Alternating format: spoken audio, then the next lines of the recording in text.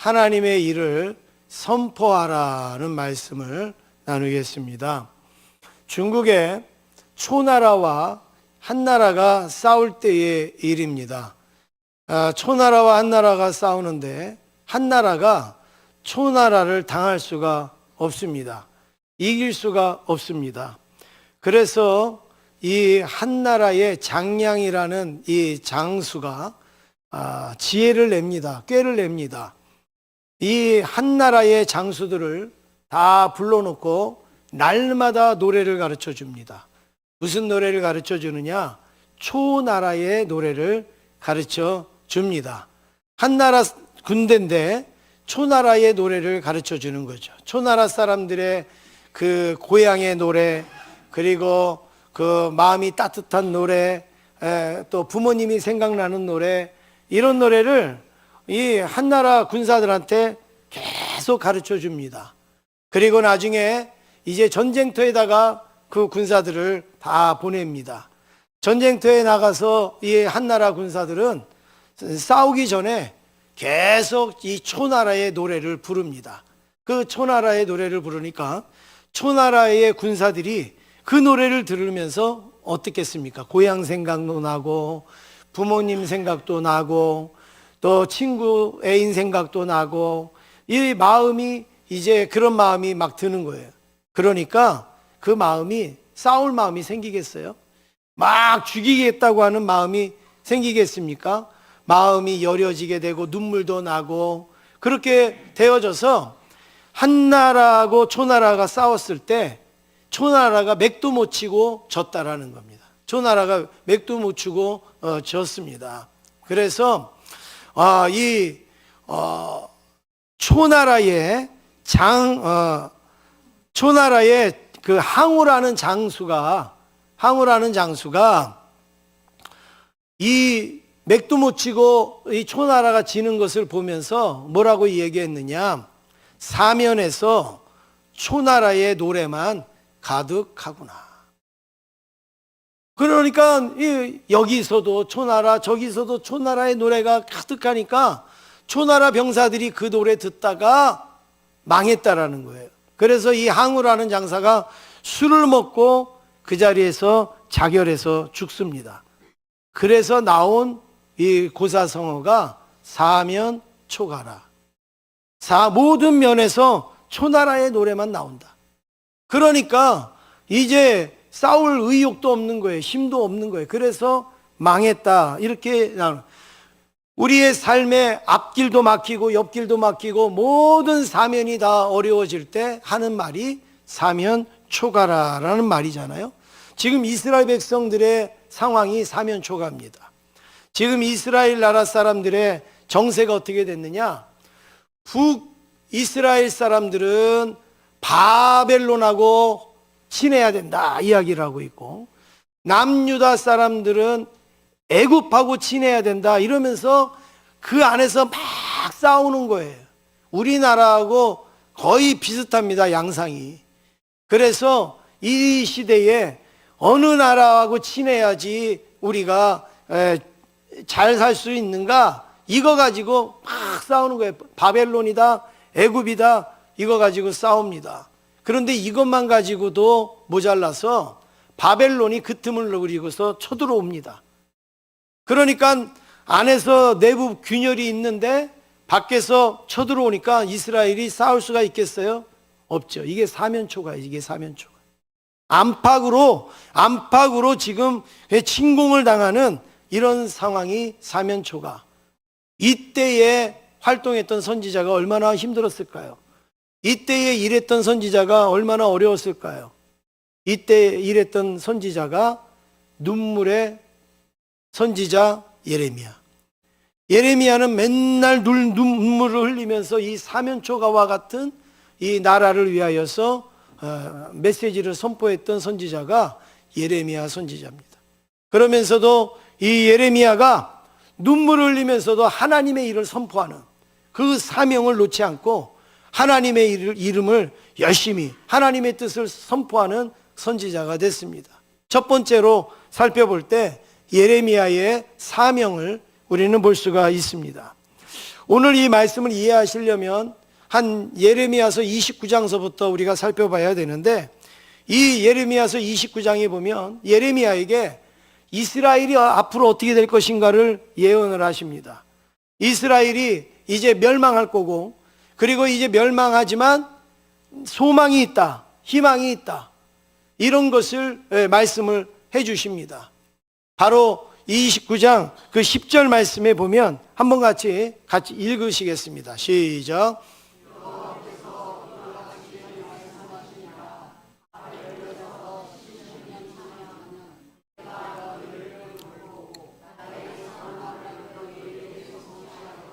너희를 이곳으로 돌아오게 하리라. 예, 지금 바벨론의 침공을 받았어요. 그런데 이 일이 얼마나 가느냐? 70년이 간다. 70년. 그래서 70년 동안 나라도 빼앗기고 포로로 잡혀가고 다 이렇게 되지만 너희가 이곳으로 다시 돌아오게 될 것이다. 이스라엘로, 예루살렘으로 다시 돌아오게 될 것이다. 이렇게 말하고 있습니다. 또 11절도 같이 한번 읽겠습니다. 시작. 여호와의 말씀이니라. 너희를 향한 나의 생각을 내가 아나니 평안이요 재앙이 아니니라. 너희에게 미래와 희망을 주는 것이니라. 지금 바벨론의 70년 포로로 산다라고 하는데 하나님이 뭐라고 말씀하느냐? 이거는 재앙이 아니다, 평안이다. 앞으로 너희에게 미래와 희망을 주는 것이다. 이런 말씀, 이해가 안 가는 말씀을 하고 있는 거예요. 지금 나라가 빼앗기고 있고 70년 동안 억압을 받을 것을 이야기하시는데 재앙이 아니고 평안이래요. 그리고 미래와 희망을 주는 말씀이래요. 그러면서 12절에 또 이렇게 말씀합니다. 같이 읽겠습니다. 시작.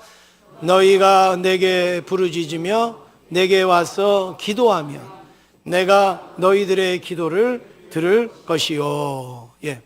이런 상황 속에서도 너희가 내게 부르짖으면 내가 너희들의 기도를 어떻게 하신다고요? 들을 것이요. 이 말씀을 좀 요약하면 이런 내용입니다. 이스라엘 백성들이 이제 바벨론의 포로로 끌려갔다가 70년이 되면 다시 돌아올 것이다. 그렇기 때문에 이 메시지는 재앙이 아니라 희망이고 그리고 미래다. 그 대신 그 기간 동안 너희들이 해야 될 일이 있는데 그것은 하나님 앞에 기도하는 일이다. 기도하면 누가 들으신다고요? 하나님이 들으신다. 기도하면 이 말씀대로 이루어질 것이라고 하나님께서 지금 예레미야를 통해서 말씀하고 있습니다. 예레미야는 이 말씀을 그대로 듣습니다. 예레미야는 이 말씀을 그대로 받아들입니다.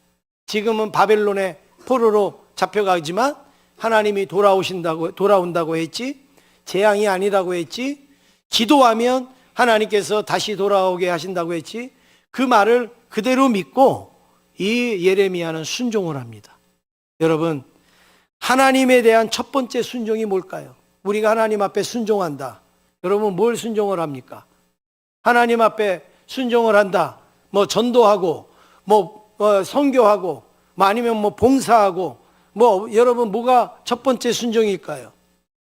첫 번째 순종은 무릎 꿇는 거예요. 하나님 앞에.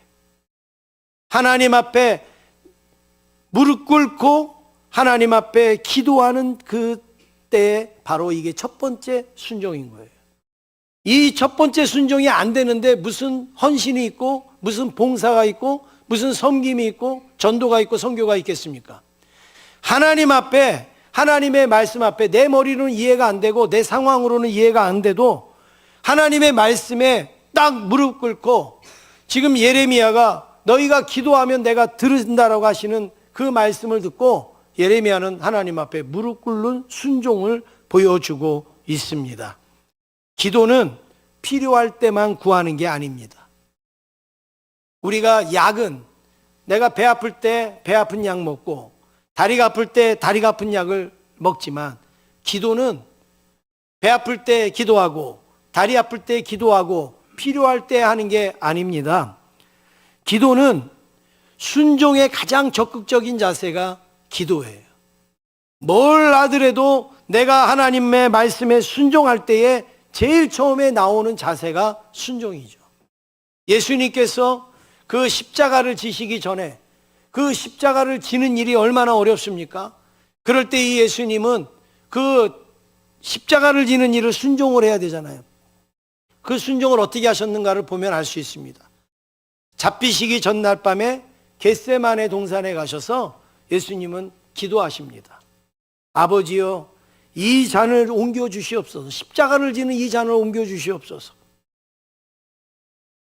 내가 이거 옮겨지는 게 내 원입니다. 그런데 내 원대로 마시옵고 아버지의 원대로 되기를 원합니다. 그러면서 십자가를 지기로 결정을 하시지 않습니까? 십자가를 지는데 결단을 내리지 않습니까? 여러분, 그 결단을 내리는 장면이 뭐예요? 기도하시는 거잖아요. 겟세마네 동산에 올라가서 기도하시고, 예수님이 어디 골방에 들어가서 내가 이거를 져야 되나 말아야 되느냐, 아니면 사람들 모아놓고 야 내가 십자가 져야 되느냐 말아야 되느냐 물어보셨습니까? 아니에요. 예수님이 순종하시는 그 장면은 기도로 순종하신 거예요. 하나님 앞에 무릎을 꿇을 때에 순종의 자세가 나왔다라는 말씀입니다. 지금 예레미야도 마찬가지입니다. 이스라엘이 멸망하고 이제 70년이 있다 돌아온다고는 하지만 여러분, 그 말이 믿어집니까? 지금 멸망하는데 70년 후에 돌아온다고 다시 회복된다라는 말이 믿어지냔 말이에요. 사람들은 그 뒤에 말은 안 들리는 거예요. 앞에 말만 들리는 거예요. 그럼에도 불구하고 예레미야는 그 말을 믿고 하나님 앞에 기도합니다.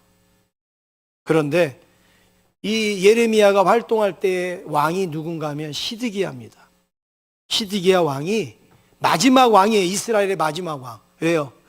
시드기야 왕 때 바벨론에 넘어갔으니까 마지막 왕이죠. 그런데 이 시드기야 왕이 예레미야 선지자를 시위대 뜰 감옥에다가 갖다 놓습니다.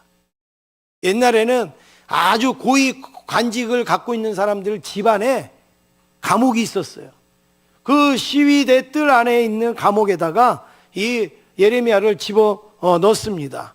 그 이유가 뭘까요? 왜 집어넣었을까요? 예레미야가 도둑질을 했나요? 아니면 예레미야가 누구를 죽였나요? 예레미야가 뭐 잘못된 일을 한 게 아니라 왜 감옥에다 놓느냐? 긍정적으로 말하지 않았다는 거예요. 나라가 잘 된다고 그래야지.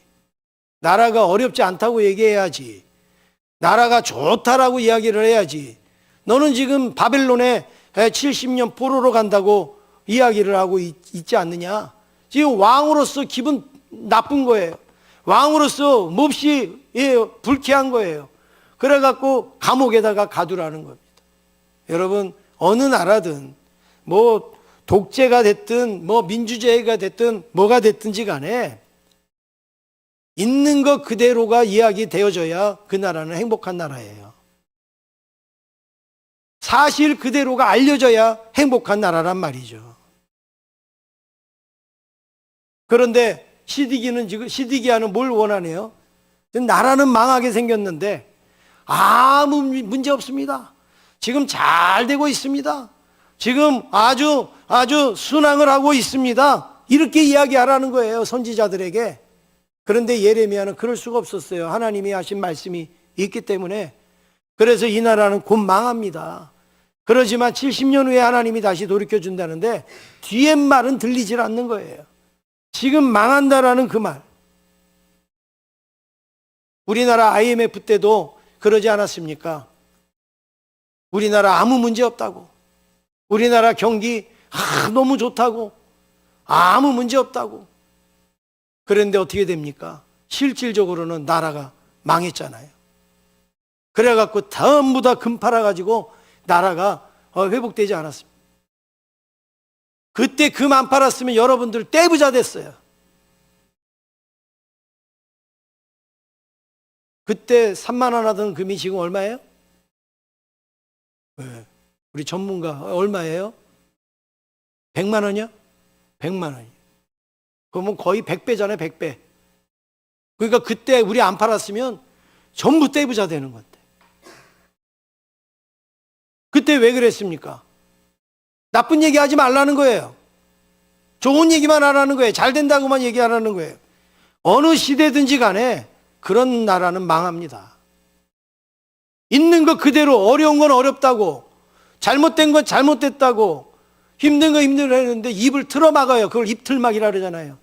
입틀막하는 나라, 입틀막하는 정권, 입틀막하는 그런 권력은 망할 수밖에 없는 거예요. 있는 대로 이야기할 수 있어야죠. 사실대로 말할 수가 있어야 되죠. 그런 나라가 정의로운 나라고, 그런 나라가 공의로운 나라 아니겠습니까? 그런데 예레미야는 아무리 말을 해도 듣지 않고 오히려 감옥에다가 집어넣고 이렇게 고난을 주고 있습니다.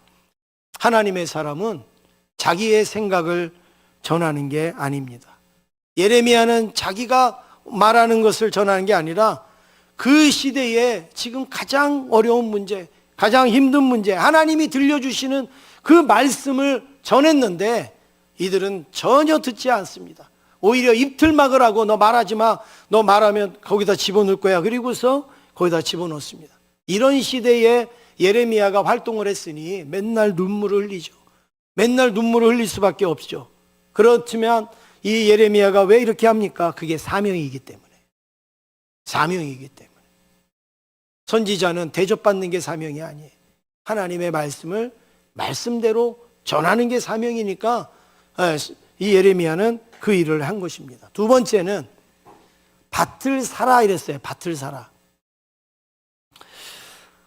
예레미야의 친족 중에 하나멜이라는 사람이 예레미야에게 찾아옵니다. 뭔가 종이 쪽지 하나 가지고 찾아옵니다. 그리고 이것을 주면서 예레미야에게 이거 내 밭 문서인데, 내 땅 문서인데 이거 사, 나한테 사. 이거 사인해. 지금 이 하나멜이 그 이야기를 하는 거예요. 32장 7절 우리 같이 읽겠습니다. 시작.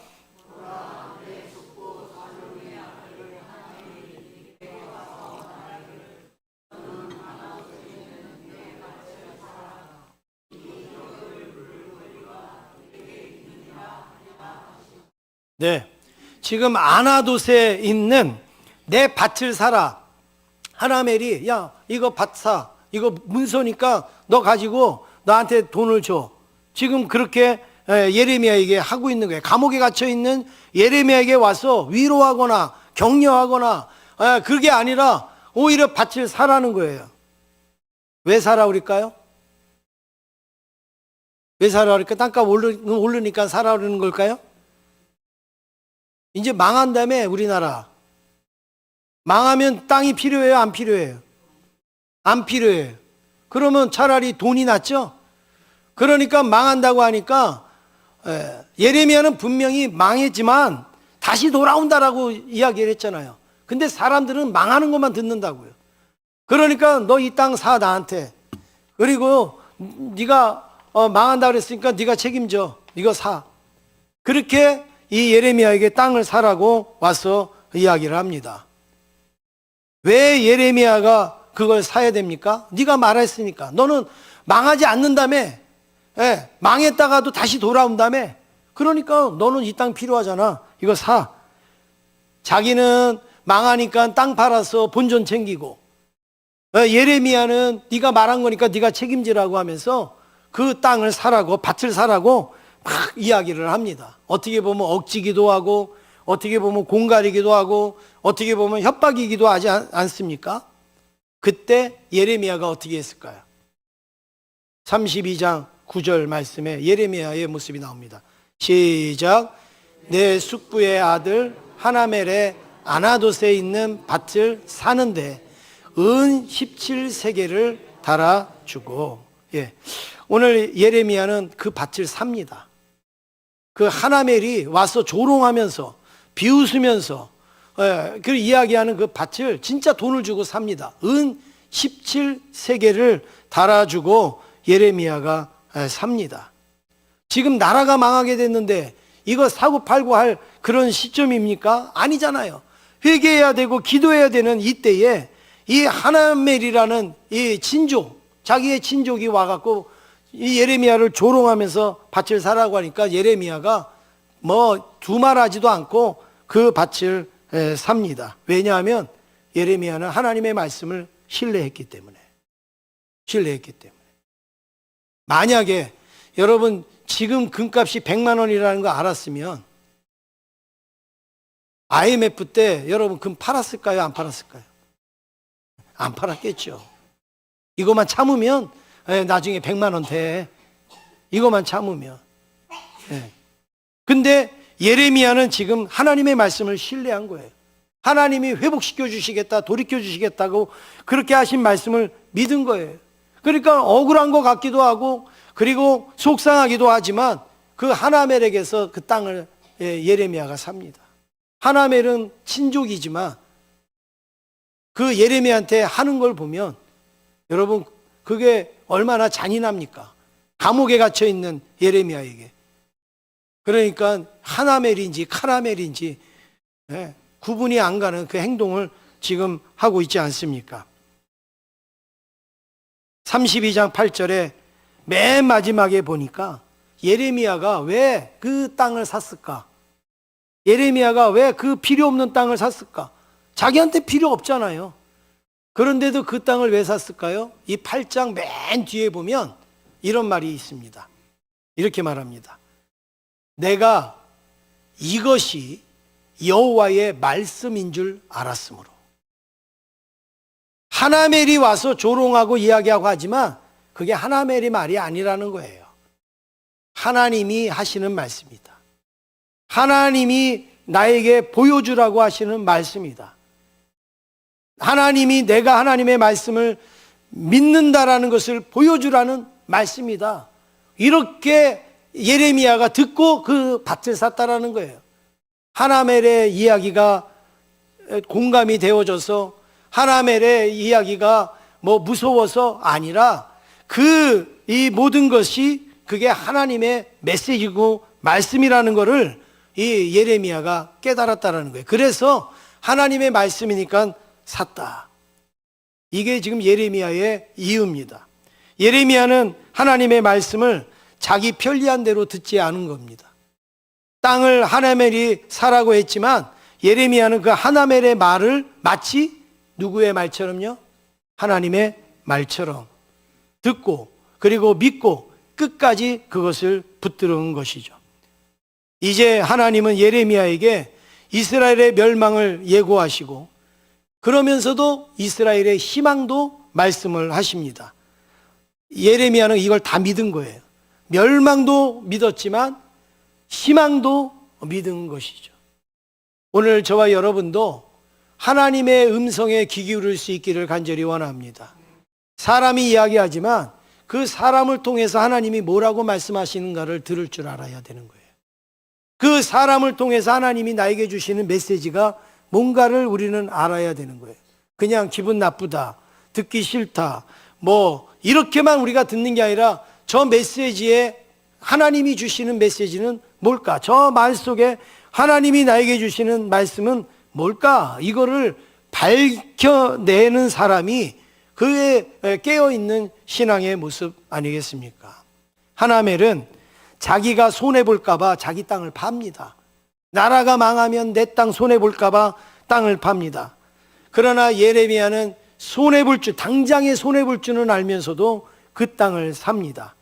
왜냐하면 하나멜은 이스라엘이 멸망한다라고 믿었지만 예레미야는 멸망했다가도 하나님이 다시 회복시켜 주실 것이라고 믿었기 때문에 그 땅을 사고 있습니다.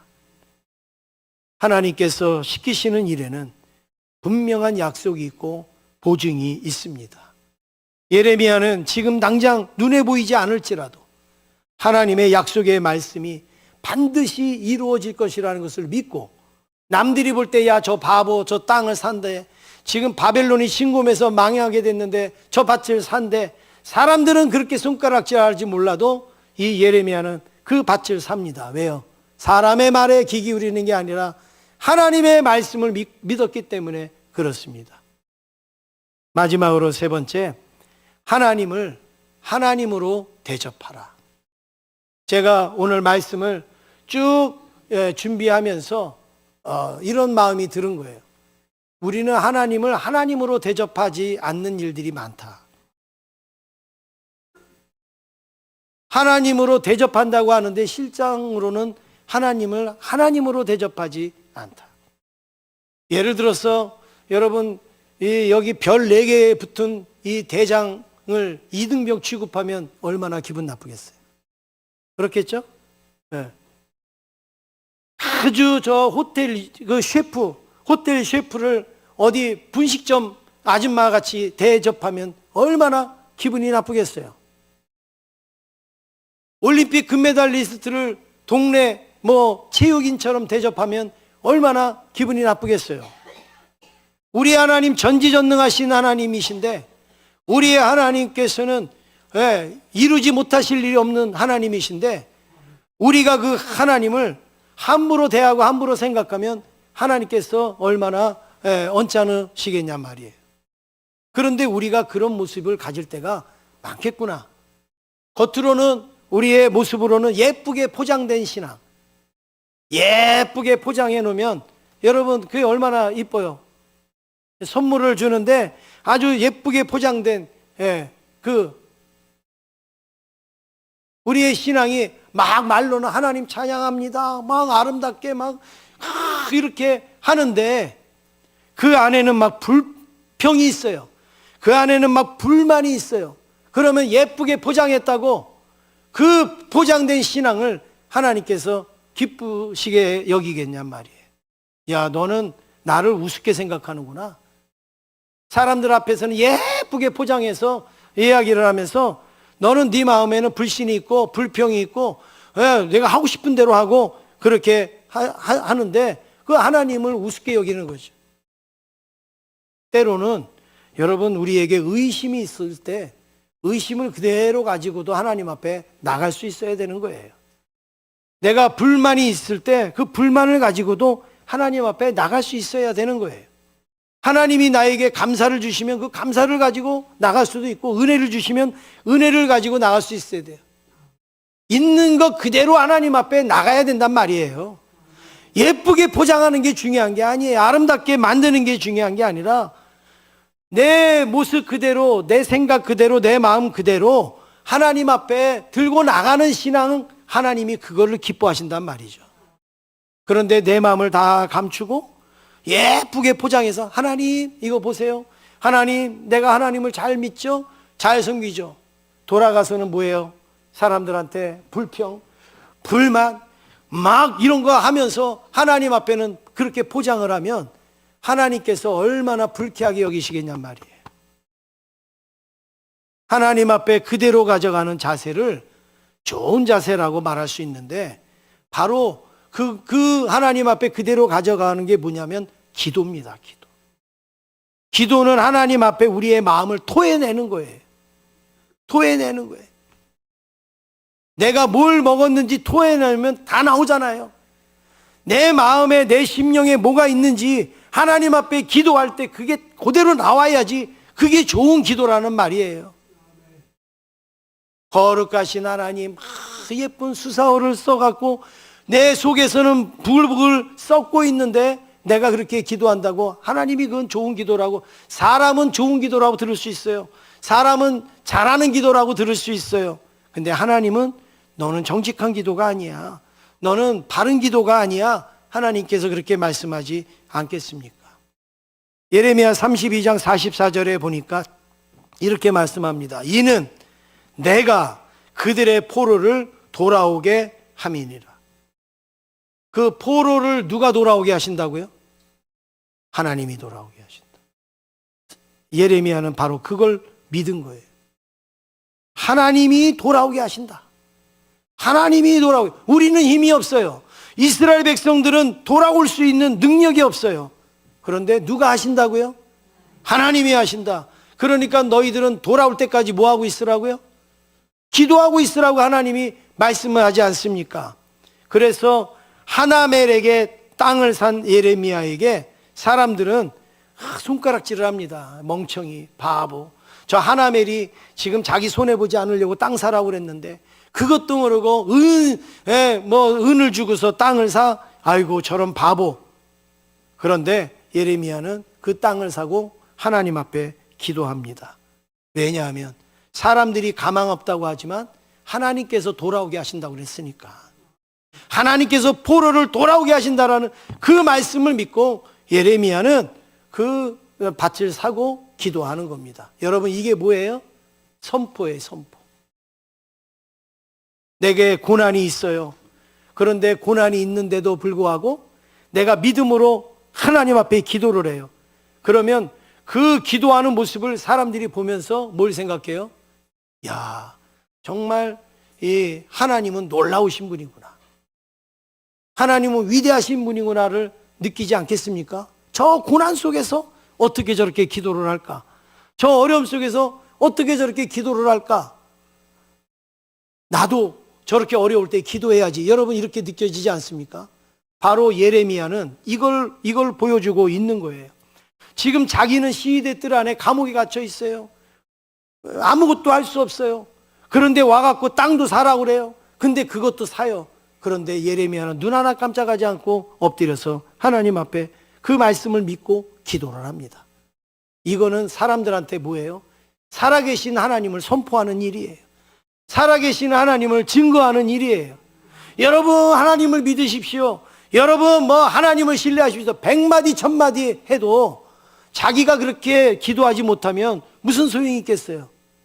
그런데 말 한마디도 안 해요. 하나님은 살아계시다, 믿으라 말 한마디도 안 해요. 근데 자기는 하나님의 말씀을 믿고 기도하고 있어요. 그게 하나님의 선포예요. 하나님의 선포. 지금까지 이스라엘 백성들은 하나님을 하나님으로 대접하지 않았어요. 말로만 하나님이지, 말로만 전능하시고 거룩하시고 이런 하나님이지 실질적으로 하나님을 하나님으로 대접하지 않았습니다. 그래서 하나님의 진노 아래 놓였음에도 불구하고 하나님 앞에 엎드리거나 하나님 앞에 기도하지 않았습니다. 그러나 예레미야는 인간이 가장 절망적이라고 하는 그 자리, 가장 고난이라고 하는 그 자리, 답이 없다고 하는 그 자리에서 하나님 앞에 무릎 꿇고 기도하는 거죠. 그걸 하나님을 하나님으로 대접하는 거예요. 여러분, 정말 하나님을 우리가 믿는다면 나에게 가장 어렵고 힘든 일이 있을 때 사람 찾아가는 거 아니에요. 전화기부터 드는 거 아니에요. 우리의 자리는 하나님 앞에 엎드리는 거예요. 하나님 앞에 기도하는 겁니다. 그럴 때 하나님께서 우리를 뭐라고 여기죠? 네가 나를 하나님으로 대접하는구나. 그런데 사방팔방 쫓아다니면서 그 일을 해결하려고 그러면 하나님이 뭐라고 그랬어요? 너는 나를 아주 우습게 여기는구나. 내가 그 일을 해결할 수 있는 존재로 너는 믿지 않는구나. 하나님이 그렇게 여기지 않겠습니까? 우리는 절망적이지만 하나님은 하실 수 있다라는 믿음을 가지고 기도하는 거예요. 여러분, 기도는 내가 기도해서 뭔가를 얻어내는 게 아니라 내가 기도하면 내 기도를 들으시고 하나님이 움직이신다라는 걸 믿는 게 기도예요. 그게 하나님을 대접하는 거 아니겠습니까? 그래서 우리가 하나님을 하나님으로 믿고 그 앞에 엎드려 부르짖고 기도할 때 하나님이 매우 흡족하게, 그래, 네가 나를 하나님으로 알기는 아는구나, 하나님으로 믿기는 믿는구나, 하나님으로 여기기는 여기는구나, 그렇게 하나님께서 여기신단 말이죠. 바로 오늘 본문에 하나님께서 그 마음을 우리에게 보여주시는 내용이 나옵니다. 3절 말씀 함께 읽겠습니다. 3절입니다. 시작.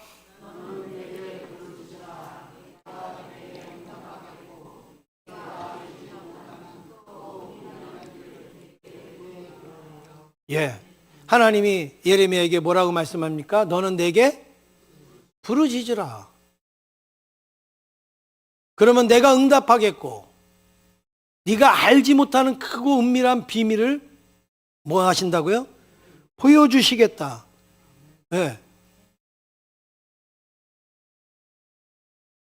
그 하나님을 하나님으로 대접하고 우리가 기도하면 하나님은 하나님으로서의 역사를 이루신다라는 말씀입니다. 여기서 부르짖다라는 단어는 히브리어로 카라라는 단어입니다. 이 카라라는 다른 뜻도 있는데 선포하다라는 뜻이 있어요. 선포하다. 그러니까 여러분 이 말을 그냥 그대로만 우리가 해석하면 이거예요. 내가 하나님 앞에 부르짖고 기도하면 세상에 선포가 된다는 말이에요. 네. 나는 나가갖고 선포하지 않아요. 예레미야가 뭐 지금 감옥 밖에 어디 나갈 수가 있습니까? 그런데 하나님 앞에 기도하면 그게 세상에는 뭐가 되느냐? 선포가 된다 이거예요. 선포가 된다. 오늘 저와 여러분도 하나님의 은혜와 하나님의 역사를 세상에 선포할 수 있기를 원합니다. 밖에 가서 외치는 것도 선포지만 내 자리에 엎드려서 하나님 앞에 기도할 때 그거는 세상에 큰 소리가 되는 거고 큰 울림이 되는 거고 그리고 큰 선포가 되는 겁니다. 왜냐하면 2절 말씀에 보면 함께 읽겠습니다. 시작. 이를 행하시는 여호와 그것을 만들며 성취하시는 여호와 그의 이름을 여호와라 하는 이가 이와 같이 이르시도다. 예. 일은 누가 행하십니까? 여호와가. 성취는 누가 하십니까? 여호와가. 내가 일하는 거 아니에요. 내가 성취하는 게 아니에요. 여러분이 일하고 여러분이 성취하는 거 아니에요. 우리는 뭐예요? 그 일하시는 하나님 앞에 기도하는 거예요. 성취하시는 하나님 앞에 엎드리는 거예요. 하나님은 일하시는 분이죠. 그리고 하나님을 대접하는 거예요. 하나님은 성취하시는 분이죠. 그리고 하나님 앞에 엎드리는 거예요. 그러면 누가 그 일을 하시느냐? 하나님이 그 일을 행하시는 거죠. 여러분 그런 말 많이 들어보셨죠? 일꾼과 말꾼. 많이 들어보셨죠? 네. 일꾼은요, 말이 없대요. 왜 없을까요? 너무 일 많이 하면 말할 힘이 없어요. 그렇죠? 너무 일 많이 해보세요. 그러면요, 옆에 누가 있어도 뭐 하나 집어달라는 소리도 하기 싫어요. 일꾼은 바로 이렇게 일을 너무 많이 하니까 말할 게 없어요. 근데 말꾼은 어떨까요? 말을 너무 많이 해서 힘이 빠져서 일을 못해요. 그냥 맨날 앉으나 서나 그냥 보는 사람마다 만나는 사람마다 너 이거 알아? 몰라? 너 이거 할 줄 알아? 몰라? 너 이거 들었어? 못 들었어? 그냥 있는 거 없는 거 얘기 다 하면은 그 다음에 뭐예요? 아유 나 피곤해서 쉬어야 되겠네. 일할 거 있는데도 일도 못 한단 말이에요. 이게 사람이에요. 이게 사람. 그런데 여러분 우리는 뭐예요? 하나님 앞에 쏟아놓는 거예요. 하나님 앞에. 그러면 일을 누가 하시느냐? 하나님이 하시는 거예요. 누가 성취하시느냐? 하나님이 성취하십니다. 지금 예레미야 앞에 사면초가와 같은 일이 벌어졌을지라도 지금 예레미야가 누구 하나 붙들고 살려달라고 누구 하나 붙들고 도와달라고 그러지 아니하고 예레미야는 하나님 앞에 엎드려서 믿음으로 기도합니다. 그 예레미야를 보면서 사람들은 그래 저게 믿음이지. 그래 저렇게 살아야지. 사람들은 울림이 옵니다. 그게 뭐예요? 선포예요. 선포. 다른 사람들한테 이렇게 살아라 저렇게 살아라 이야기하지 않지만 광고하라고요? 아직 광고 시간 아니네. 그렇게 하라고 하지만 우리는 하나님 앞에 믿음을 가지고 나는 아무것도 할 수 없습니다. 하나님이 하셔야 됩니다. 그리고 기도하면 하나님께서 일을 행하시고 성취하실 줄로 믿습니다. 마지막 한마디만 하고 마치겠습니다. 여러분, 예수님은 기도를 어디서 하라고 그랬어요? 어디서 하라고 그랬어요? 골방에서 하라고 그랬어요. 골방에서. 그런데 내가 아주 깊은 골방에서 기도를 해도 하나님은 그 기도를 세상의 역사를 이루시는 분이십니다. 이게 믿음의 선포예요. 내가 확성기를 들고 떠든다고 알리는 게 아니라 내가 저기 깊은 곳에서 하나님 붙들고 기도해 골방에서 기도해도 하나님은 그 기도를 세상에 알리시고 세상에 행하시고 세상에 성취하시는 하나님입니다. 여러분들이 가지고 있는 절망적인 사면초가와 같은 문제라 할지라도 오늘 예레미야처럼 기도하심으로 세상에 하나님의 일을 선포하시는 우리 모든 성도님 되시기를 주의 이름으로 축원합니다.